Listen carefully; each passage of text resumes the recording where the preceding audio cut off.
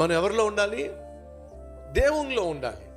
2, దేవుని మాటలు మన గుండెల్లో ఉండాలి. ఇప్పుడు దేవుని మాటలు మన గుండెల్లో ఉన్నాయనుకోండి, హృదయము నిండిన దానిని బట్టి నోరేం చేస్తుంది?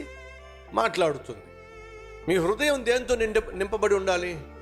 దేవుని వాక్యము చేత నీ మనస్సు, నీ హృదయము నింపబడినట్లయితే నువ్వు ఏది మాట్లాడతావో అది వాక్యానుసారమై ఉంటుంది. అర్థమైందా అండి? దేవుని వాక్యముతో మన హృదయం నింపబడినట్లయితే మనం చేసే ప్రార్థన వాక్యానుసారమైన ప్రార్థన అయి ఉంటుంది.